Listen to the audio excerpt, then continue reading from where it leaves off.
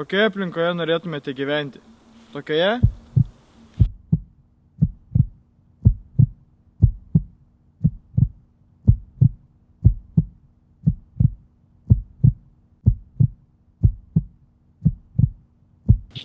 Ar tokioje?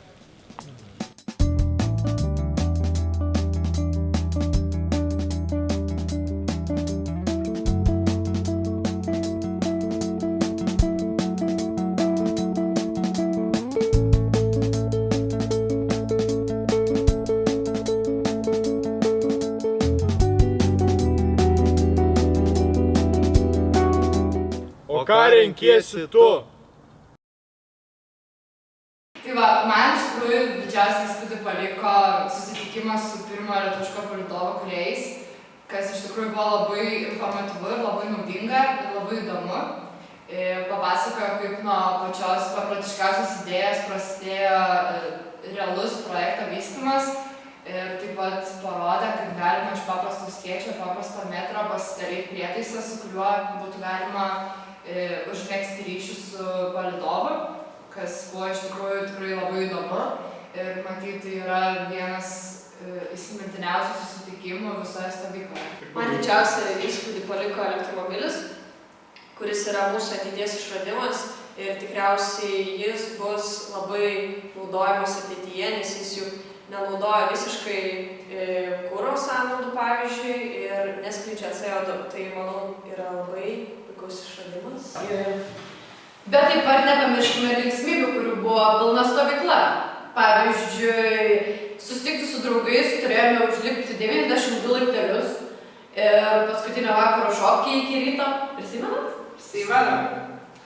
Na, pabuvoję chemijos stovykloje tapome tikrais mokslininkais ir įgytą žinias bandysime pritaikyti praktikoje. Sveiki, mes esame Siauruko stotyje ir šiandieną paimsime sniego mūsų tyrimams. Paimsime vandens mūsų tyrimams. Sveiki visi! Šiandien mes nustatysime Anykščių vandens kokybę. Taigi, čia yra upės vanduo, čia yra geriamasis iš krano vanduo ir yra ištirpęs sniegas. Taigi, paėmėme upės vandens. Paėmė jo tiek, kad dengtų indikatoriaus linijas. Paėmėme geriamo vandens iš krano. Ir taip pat imame ištirpusio sniego vandenį. Taigi palauksime 1-2 minutės ir sužinosime, koks yra nitratų kiekis vandenyje. Taigi imame pirmąjį indikatorių. Ir matome, kad upės vandenyje nitratų kiekis yra labai mažas, tai realiai mes jį galime net ir gerti šį vandenį. Ir imame geriamąjį vandenį ir žiūrime, ogi nitratų kiekio jame visiškai nėra, taigi Anykščių vanduo yra labai švarus. Ir imame paskutinį sniego vandenį. Taip pat nitratų kiekis yra tikrai labai mažas, taigi maži vaikai gali jį valgyti. Sveiki, o dabar užsuksime į vietinį upių ir turto valdymo skyrių, kad plačiau sužinotume apie Anykščių aplinkos užterštumą. Esu Inga Žukauskienė, vietinio ūkio ir turto valdymo skyriaus vyriausioji specialistė, trumpai tariant ekologė, ir esu atsakinga už savivaldybės aplinkos kokybės stebėseną. Tai gal trumpai pristatysiu, ką mes darom ir kodėl darom. Tai, kaip žinia, savivaldybės teritorijoje Anykščių miesto yra suteikta kurortinės teritorijos statusas. Ir įgyvendinant ir rūpinantis sveika aplinka, savivaldybė pasirinko stebėti 3 sritis. Tai yra aplinkos oro kokybės tyrimus savivaldybėje atliekame, paplūdimių vandens kokybės tyrimus atliekam ir triukšmo. Tai plačiau gal norėčiau jums pristatyti paplūdimių ir oro kokybės tyrimus atliekamus savivaldybės teritorijoje. Tai šios programą pasitvirtinom 2010 metais, 6 metų laikotarpiu ir atliekam tyrimus. Oro kokybės tyrimai buvo atlikti 2 kartus, o savivaldybė oro kokybės tyrimus atliko 14-15 metais. Tyrėm mes kietąsias daleles, sieros dioksidą, azoto oksidą ir benzeną bei lakiuosius organinius kitus junginius. Tai tyrimai buvo atliekami 4 sezonais, tai yra vasara, pavasario, rudens, žiemos sezonais, po 2 savaitės sorbentų metodu tirti 3 teršalai, tai yra sieros dioksidas, azoto oksidas ir lakūs organiniai junginiai, tame tarpe ir benzenas. Tai tada gauti parametrai buvo ištirti ir nustatyta, kad ribinės vertės neviršijo nei vienam tyrimų taške, nei sieros dioksidas, nei azoto oksidas, nei benzenas, nei lakūs organiniai junginiai. Taip pat šituose taškuose mes tyrėm ir kietąsias daleles. Tai gal trumpai, kaip tai yra daroma, atvažiuoja mobili laboratorija, yra iškeliamas zondas 1,5 metro aukštyje ir kas valandą yra siurbiamas visą dieną oras. Kas valandą ir tada išvedamas vidurkis. Tai kietųjų dalelių parametrai irgi atitiko nustatytas ribinės vertės ir taršos nenustatyta. Tai tarkim, jeigu aptariant šitų metų rezultatus 2015 metų, mes privalom tirti maudymosi sezono metu, tai yra nuo birželio 1 iki rugsėjo vidurio, kas 2 savaitės tie tyrimai įmami iš kiekvieno paplūdimio. Kas yra tyrima? Tyrima yra žarninio enterokokai ir žarninės lazdelės, tai yra nustatinėjama ir šitų metų rezultatai, tarkim, buvo, galima sakyti, puikus. Rudeninis vienas tyrimas, paskutinis Viešinto ežere, parodė užterštumą žarniniais enterokokais tik tai. Tai pakartojus po 72 valandų papildomą tyrimą nustatyta trumpalaikė tarša. Tai yra ne kažkas, tai tarkim išsiliejo dar kažkas, tiesiog ar tai galėjo įtakos turėti, tarkim, galbūt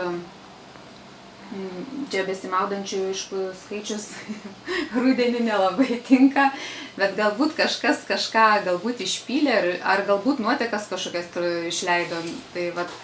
Tai trumpalaikė tokia tarša nustatyta ir tyrimas parodė, kad tai ne ilgalaikė tarša, tiesiog trumpalaikė. Tai galim vertinti, kad 15 metais paplūdimių vandens kokybės tyrimai buvo ganėtinai tikrai puikus.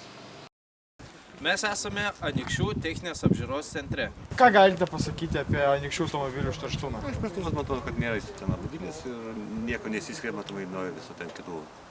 Nuo kitų rajonų tai nėra kažkoks išskirtinis, sakykime, kažkas tai. Aha, o ta prasme, tie automobiliai, kurie į Anykščiuose atvažiuoja technikinę apžiūrą, ar jie maždaug, kiek maždaug automobilių labai teršia gamtą? Tai procentas, kaip sakau, tiksliai tokios vartkinės neturiu, bet sakykime, kažkoks, galbūt iš 10, iš 20 koks vienas. Toks dalykas, kuris jau nepraeina apžiūros ganai dėl kažkokio veikimo. Galbūt net iš 21. O jūsų nuomonė tai yra daug ar? Labadiena, šiandieną pakalbinsime vieną mūsų gimnazijos mokytoją apie jos turimą hibridinį automobilį. Sveiki. Labadiena. Tai kodėl išsirinkote būtent hibridinį elektrą varomą automobilį? Dėl to, kad jis yra ekologiškas,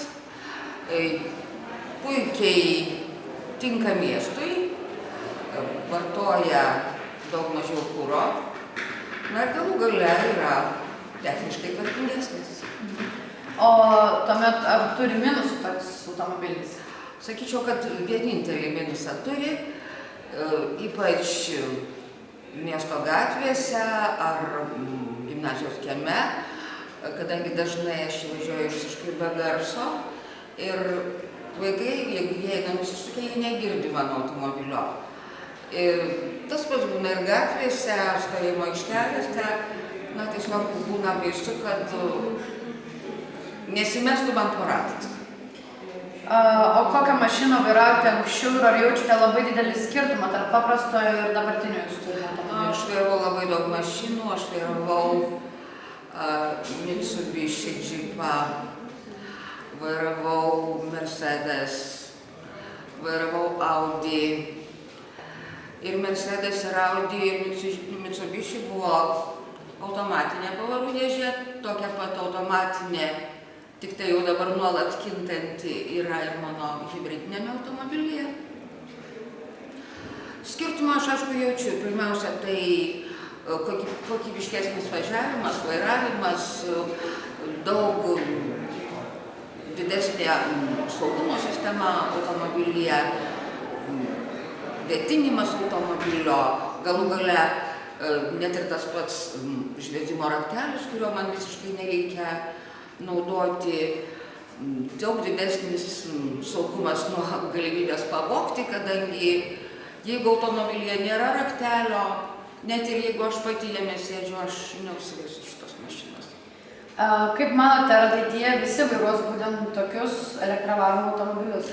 Aš manyčiau, kad tai būtų geriausias sprendimas šiuolaikiniame pasaulyje ir tai iš tikrųjų padarytų pasaulį ir švaresnį.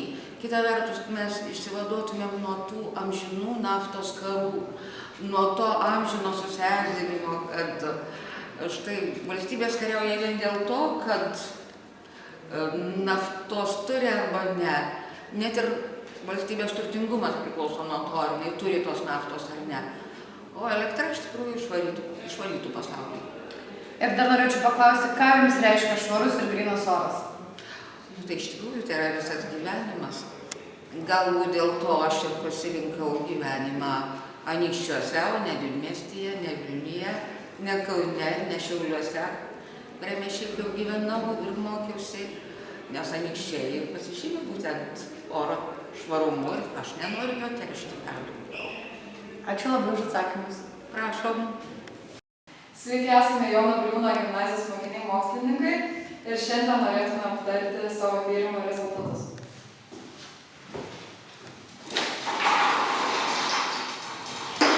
Oro ir vandens taršą vertinčiau 5, kadangi, manau, Anykščiuose yra tikrai minimali. O 4 skirčiau vaizdiniai ir garsiniai taršai, kadangi, manau, kad kaip ir kiekviename mieste, miestelėje, pas mus galima rasti šiukšlių.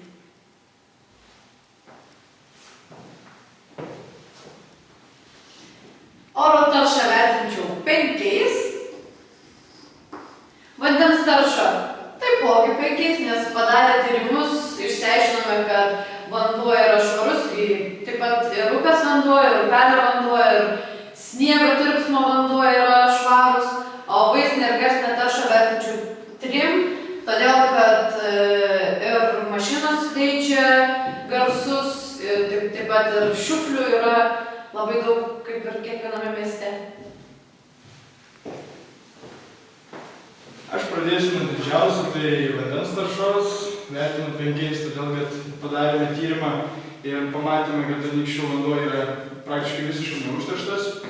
Tuomet oro tarša vertinu 4, todėl kad Anykščių centre stovi vyno gamykla, kuri tikrai rudens laikotarpiu pakankamai stipriai teršia orą.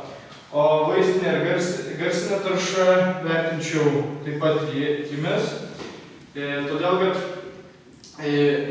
vėlgi ta pati Anykščių vyno gamykla, kurioje dabar atsidarė biokuro katilinė, jinai teikia labai didelį garsą, ypač naktimis. Taigi, geriausią balą gavo vandens tarša, todėl kad Anykščiuose vanduo yra beveik neužterštas.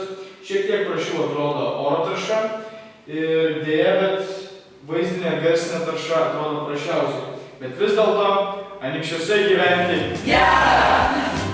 Kaip saulė leidžia sausarėdama gera, kaip po langais dainuoja sutema. Ar nebūtų geriau, jei šiuo metu man padainuotum dainą tu man dainuotum tu. Gera, kaip baltas mėnuo kyla palengva. Gera, kai skruostą glosto uosto vakaro gaiva. Ar nebūtų geriau, jei šiuo metu man padainuotum dainą tu man dainuotum tu. Šviesus plautuos, šviesu akyse, lai visados su tavimi man bus tik gera, gera. Jei saulė leidžia sau sėdėdama, gera. Kai po langais dainuoja sutema. Ar nebūtų geriau, jei šiuo metu man padainuotum dainą tu man dainuotum tu.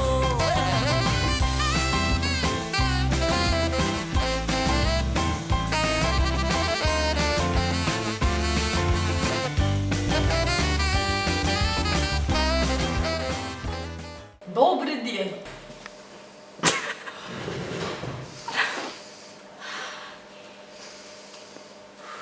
Такі вся соціалістя, від не представити Москву.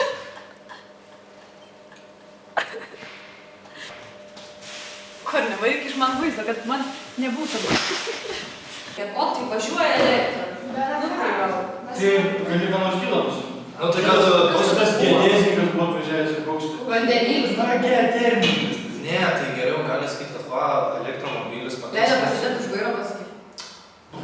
Man irgi paliko įspūdį tie du. Šis dabar aš. Gerai. Pirma. Na, man labiausiai patiko elektromobilis, kuris yra mūsų ateities išradimas, manau. Juk elektromobilis tai net nenaudoja kuro vis... Man labiausiai, man didžiausią įspūdį paliko elektromobilis ir neskleidžia CO2, tai manau yra labai puikus išradimas. Ką tu dar negalvoji? Bet nepamirškime ir linksmybių, kurių buvo, kur